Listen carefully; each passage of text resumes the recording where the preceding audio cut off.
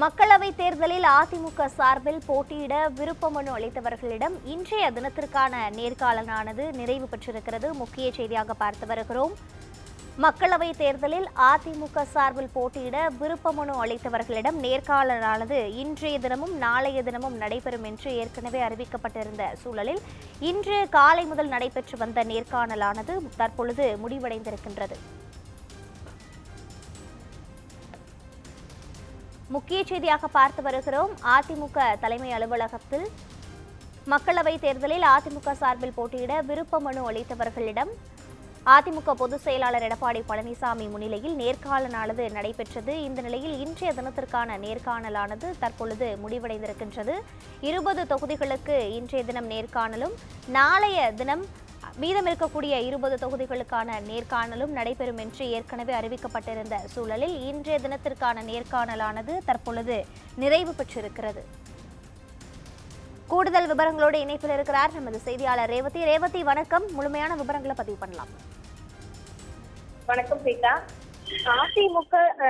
அதிமுகவை பொறுத்தவரை நாடாளுமன்ற மக்களவைத் தேர்தலை சந்திப்பதற்காக பல்வேறு வகைகளில் தயாராகி வந்து கொண்டிருக்கின்றன. குறிப்பாக கூட்டணி தொடர்பான பேச்சுவார்த்தை நடைபெற்று வரக்கூடிய நிலையில் அதிமுக சார்பில் போட்டியிடக்கூடியவர்களுக்காக விருப்ப மனுவானது விநியோகிக்கப்பட்டது வந்தது. குறிப்பாக பிப்ரவரி 21ஆம் தேதி முதல் மார்ச் 6ஆம் தேதி வரை விருப்ப மனு அதிமுக தலைமை அலுவலகத்தில் விநியோகிக்கப்பட்டு வந்த நிலையில் அந்த விருப்ப மனுக்களை பெற்றவர்களுக்கு இன்றைய தினம் நேர்காணல் நடைபெற்றது. குறிப்பாக இன்றும் நாளையும் விருப்ப மனு பெற்றவர்களுக்கு நேர்காணல் நடைபெறும் என்று ஏற்கனவே அறிவிக்கப்பட்டிருந்த நிலையில் விருப்ப மனு பெற்றவர்கள் கிட்டத்தட்ட 2450க்கும் மேற்பட்டோர் விருப்ப மனுக்களை பெற்றிருக்கக்கூடிய நிலையில் 20 தொகுதிகள் என 2 நாட்களாக பிரிக்கப்பட்டு இந்த நேர்காணலானது நடைபெற்று வருகிறது. இன்றைய தினம் முதல் நாளாக காலை 9:30 மணி முதல் மதியம் வரை 10 தொகுதிகளுக்கும், மதியம் 2 மணி முதல் மீதம் மற்ற நேரத்தில் கிட்டத்தட்ட 10 தொகுதிகளுக்கும் இன்றைய தினம் நேர்காணலானது நடைபெற்றது. குறிப்பாக அதிமுக தலைமை அலுவலகமாக இருக்கக்கூடிய ராயப்பேட்டை எம்ஜிஆர் மாளிகையில் இன்று காலை முதலே இந்த நேர்காணல் நடைபெற்று வருகிறது.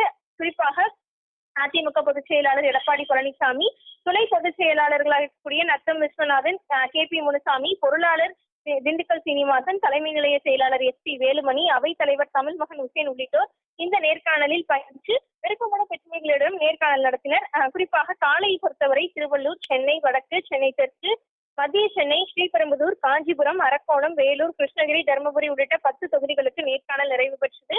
அதன் பின்னர் மதிய உணவுக்கு பிறகாக மதியம் 2 மணிக்கு மேல் திருவண்ணாமலை, ஆரணி, விழுப்புரம், கள்ளக்குறிச்சி, சேலம், நாமக்கல், ஈரோடு, திருப்பூர், நீலகிரி, கோயம்புத்தூர் உள்ளிட்ட தொகுதிகளுக்கும் நேர்காணல் நடைபெற்று முடிந்திருக்கிறது.